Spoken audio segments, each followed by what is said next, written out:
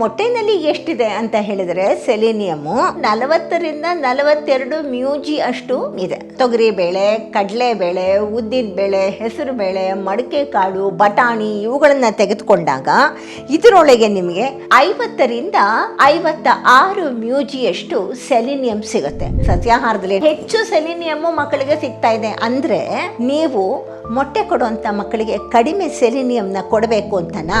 ಸೆಲೆನಿಯಂಗಿಂತನೂ zinc ತುಂಬಾ ಮುಖ್ಯವಾಗಿರುವಂತಹ ಆಹಾರ. ಮೊಟ್ಟೆನಲ್ಲಿ ಜಿಂಕಿನ ಪ್ರಮಾಣ 1.5 ಮಿಲಿಗ್ರಾಮ್ ಇದ್ರೆ ತೊಗರಿ ಬೇಳೆ, ಕಡಲೆ ಬೇಳೆ, ಉದ್ದಿನ ಬೇಳೆ, ಬಟಾಣಿ, ಮಡಿಕೆ ಕಾಳು ಇದರೊಳಗೆ 2ರಿಂದ 3 ಮಿಲಿಗ್ರಾಮ್ ಅಷ್ಟು ಜಿಂಕ್ ಇದೆ. ಜಿಂಕಿನ ಪ್ರಮಾಣ ಕೂಡ ಸಸ್ಯಾಹಾರಗಳಲ್ಲೇ ಜಾಸ್ತಿ ಇದೆ.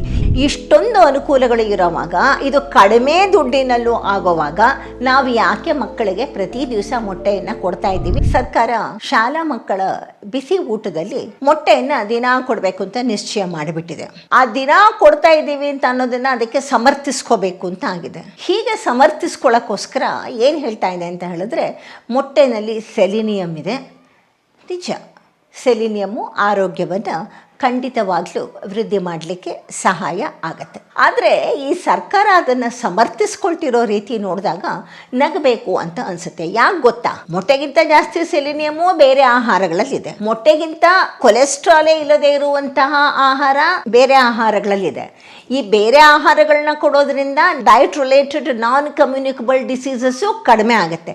ಇಷ್ಟೆಲ್ಲ ಇರುವಾಗ ಇವರ ಸೆಲೆನಿಯಂ ಇದೆ ಅಂತ ಹೇಳ್ಕೊಂಡು ಸಮರ್ಥಿಸಿದಾಗ ಸ್ವಲ್ಪ ನಗು ಬರುತ್ತೆ. ಯಾಕೆ ಗೊತ್ತಾ? ಕೊಡ್ತಿರೋ ಈ ಕಿಚಡಿನಲ್ಲಿ, ಕೊಡ್ತಿರೋ ಬಿಸಿಬೇಳೆ ಬಾತಲ್ಲಿ ಇದರೊಳಗೆ ಎಷ್ಟು ಸೆಲೆನಿಯಂ ಇದೆ, ಮೊಟ್ಟೆನಲ್ಲಿ ಎಷ್ಟು ಸೆಲೆನಿಯಂ ಇದೆ ಅಂತ ನೋಡೋಣ. ಮೊದಲನೇದಾಗಿ ಮನುಷ್ಯನ ದೇಹಕ್ಕೆ ಎಷ್ಟು ಸೆಲೆನಿಯಂ ಬೇಕು ಅಂತ ಅನ್ನೋದನ್ನೇ ನಿರ್ಧಾರ ಮಾಡೋಕ್ಕೆ ಆಗಿಲ್ಲ. ಯಾಕೆಂದರೆ ಅಷ್ಟು ಕಡಿಮೆ ಪ್ರಮಾಣದಲ್ಲಿ ನಮಗೆ ಅದು ಬೇಕು. ಅಷ್ಟು ಕಡಿಮೆ ಪ್ರಮಾಣದಲ್ಲಿ ನಮಗೆ ಬೇಕಿದ್ರೂ ಕೂಡ ನಮ್ಮ ಆರೋಗ್ಯಕ್ಕೆ ಅತ್ಯಂತ ಮುಖ್ಯವಾಗಿರುವಂತಹ ಆಹಾರಾಂಶ ಅದರೊಳಗೆ ಎರಡು ಮಾತಿಲ್ಲ. ಆದರೆ ಮೊಟ್ಟೆನಲ್ಲಿ ಎಷ್ಟಿದೆ ಅಂತ ಹೇಳಿದರೆ ಸೆಲೆನಿಯಮ್ಮು 40ರಿಂದ 42 ಮ್ಯೂಜಿ ಅಷ್ಟು ಸೆಲೆನಿಯಂ ಇದೆ. ಅದೇ ನೀವು ತೊಗರಿ ಬೇಳೆ, ಕಡಲೆ ಬೇಳೆ, ಉದ್ದಿನ ಬೇಳೆ, ಹೆಸರು ಬೇಳೆ, ಮಡಕೆ ಕಾಳು, ಬಟಾಣಿ ಇವುಗಳನ್ನು ತೆಗೆದುಕೊಂಡಾಗ ಇದರೊಳಗೆ ನಿಮಗೆ 50ರಿಂದ 56 ಮ್ಯೂಜಿಯಷ್ಟು ಸೆಲೆನಿಯಂ ಸಿಗುತ್ತೆ. ಇನ್ನು ನಮ್ಮ ಸೊಪ್ಪುಗಳು, ದಂಟಿನ ಸೊಪ್ಪು ಇರಬಹುದು, ಅಗಸೆ ಸೊಪ್ಪು ಇರಬಹುದು, ಇವುಗಳನ್ನೆಲ್ಲ ತೆಗೆದುಕೊಂಡಾಗ 23ರಿಂದ 40 ಮ್ಯೂಜಿಯಷ್ಟು ಸೆಲೆನಿಯಂ ಇದೆ. ಇಲ್ಲಿಗೆ ಲೆಕ್ಕ ಹಾಕಿ. ನಾವು ಕೊಡುವಂಥ ಬಿಸಿಬೇಳೆ ಬಾತಲ್ಲಿ ದಂಟಿನ ಸೊಪ್ಪು ಹಾಕ್ತೀವಿ, ಅಥವಾ ಹೆಸರು ಬೇಳೆ ಹಾಕ್ಬೋದು, ಅಥವಾ ತೊಗರಿ ಬೇಳೆ ಹಾಕ್ಬೋದು, ಅಥವಾ ಕಡಲೆ ಬೇಳೆ ಹಾಕಿ ಮಾಡ್ಬೋದು. ಇದು ಎಲ್ಲದರೊಳಗೂ ಈ ವೈವಿಧ್ಯತೆಯಲ್ಲ, ಈ ಡಯಟ್ ಡೈವರ್ಸಿಟಿ ಏನಿದೆ ಸಸ್ಯಾಹಾರದಲ್ಲಿ ನಾವು ಮಕ್ಕಳಿಗೆ ಕೊಡ್ತಾ ಇರೋದ್ರೊಳಗೆ, ಇದರೊಳಗೆ ತೆಗೆದುಕೊಂಡಾಗ ಹೆಚ್ಚು ಸೆಲೆನಿಯಮ್ಮು ಮಕ್ಕಳಿಗೆ ಸಿಗ್ತಾ ಇದೆ. ಅಂದರೆ ನೀವು ಮೊಟ್ಟೆ ಕೊಡುವಂಥ ಮಕ್ಕಳಿಗೆ ಕಡಿಮೆ ಸೆಲೆನಿಯಂನ ಕೊಡಬೇಕು ಅಂತನಾ? ಮಕ್ಕಳಿಗೆ ಕೂಡ ಎಲ್ಲ ಮಕ್ಕಳಿಗೂ ಒಂದೇ ರೀತಿಯ, ಒಂದೇ ಪ್ರಮಾಣದ ಆರೋಗ್ಯಕರವಾಗಿರುವಂತಹ ಆಹಾರ ಅಂಶಗಳು ಸಿಕ್ಕೋ ಹಾಗೆ ನಾವು ಮಾಡಬೇಕಲ್ವಾ? ಮಿಡ್ ಡೇ ಮೀಲಲ್ಲಿ ಕೆಲವು ಮಕ್ಕಳಿಗೆ ನೀವು ಮೊಟ್ಟೆ ಕೊಡ್ತೀರ ಅಂದರೆ ಸೆಲೆನಿಯಂ ಆ ಮಕ್ಕಳು ಕಡಿಮೆ ತಿಂತವೆ, ಮತ್ತು ಆ ಮಕ್ಕಳಿಗೆ ಹೆಚ್ಚು ಕೊಲೆಸ್ಟ್ರಾಲನ್ನು ಕೊಡ್ತಾರೆ. ಈ ಮಕ್ಕಳಿಗೆ ಕೊಲೆಸ್ಟ್ರಾಲ್ ಇಲ್ಲ, ಸೆಲೆನಿಯಂ ಜಾಸ್ತಿ. ಹಾಗೆ ಮಾಡೋದು ಒಳ್ಳೆಯದಲ್ಲ ಅಲ್ವಾ? ಗೊತ್ತಿದ್ದುಕೊಂಡು ಆಹಾರಾಂಶಗಳಲ್ಲೂ ಕೂಡ ನಾವು ಭೇದ ಭಾವವನ್ನು ಮಾಡೋದು ತಪ್ಪಲ್ವಾ? ಹಾಗೆ ಮಾಡ್ತಿರುವಾಗ ನೀವು ಸಮರ್ಥನೆ ಮಾಡಿಕೊಂಡಾಗ ಖಂಡಿತವಾಗ್ಲೂ ನಗು ಬರುತ್ತೆ. ಇದು ಒಂದೇ ಇಲ್ಲ, ಸೆಲೆನಿಯಂಗಿಂತನೂ ಜಿಂಕ್ ತುಂಬ ಮುಖ್ಯವಾಗಿರುವಂತಹ ಆಹಾರ. ಹೇಗೆ ಅಂತ ಹೇಳಿದ್ರೆ ನಮಗೆ ರೋಗ ನಿರೋಧಕ ಶಕ್ತಿಯನ್ನು ವೃದ್ಧಿಸುವಂಥದ್ದು ಈ ಸೆಲೆನಿಯಂಗೆ ಮತ್ತು ಜಿಂಕ್ಗೆ ಇದೆ.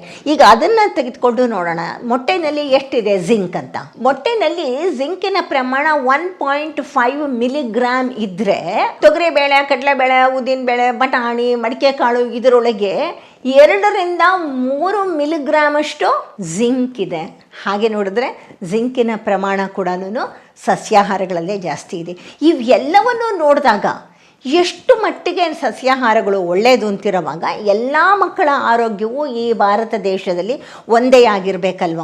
ನಮ್ಮ ಮುಂದಿನ ಪೀಳಿಗೆ ಹೆಚ್ಚು ಹೆಚ್ಚು ಆರೋಗ್ಯವಾಗಿ ಇರಬೇಕು.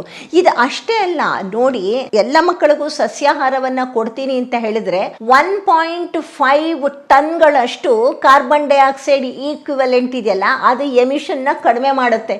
ಸೊ ನಮ್ಮ ಎಲ್ಲ ಮಕ್ಕಳನ್ನು ಸೇರಿಸ್ಕೊಂಡು ನಾವು ಗ್ರೀನ್ ಹೌಸ್ ಗ್ಯಾಸ್ ಎಮಿಷನ್ನ ಕಡಿಮೆ ಮಾಡ್ಕೋಬೋದಲ್ವಾ? ಇಷ್ಟೊಂದು ಇಷ್ಟೊಂದು ಅನುಕೂಲಗಳು ಇರೋವಾಗ, ಇದು ಕಡಿಮೆ ದುಡ್ಡಿನಲ್ಲೂ ಆಗೋವಾಗ ನಾವು ಯಾಕೆ ಮಕ್ಕಳಿಗೆ ಪ್ರತಿ ದಿವಸ ಮೊಟ್ಟೆಯನ್ನು ಕೊಡ್ತಾ ಇದ್ದೀವಿ? ಅದನ್ನು ಸೆಲೆನಿಯಮ್ ಇದೆ ಅಂತ ಹೇಳಿ ಸಮರ್ಥಿಸ್ಕೊಳಕ್ಕೆ ಹೋದರೆ ಪಕ್ಕದಲ್ಲಿ ಕೂತ್ಕೊಂಡು ಕಿಚಡಿ ತಿಂತಿರೋ ಮಗು ಹೆಚ್ಚು ಸೆಲಿನಿಯಮ್ಮು, ಹೆಚ್ಚು ಜಿಂಕು ತಿಂತಾ ಇದೆ. ನಮಗೆ ಎಲ್ಲ ಮಕ್ಕಳು ಒಂದೇ, ಇವರ ಎಲ್ಲರ ಆರೋಗ್ಯವು ಯಾವಾಗಲೂ ಅತ್ಯಂತ ಸುಂದರವಾಗಿರಲಿ, ಇವುಗಳು ಎಲ್ಲರಿಗೂ NCDಯಿಂದ ಆದಷ್ಟು ದೂರ ಇಡೋಣ ಅಂತ ಅನ್ನೋದೇ ಮುಖ್ಯ ಉದ್ದೇಶವಾಗಿ ಇರಬೇಕು ನಾವು ಮಕ್ಕಳಿಗೆ ಬಿಸಿ ಆಹಾರವನ್ನು ಕೊಡೋವಾಗ. ನಮಸ್ಕಾರ.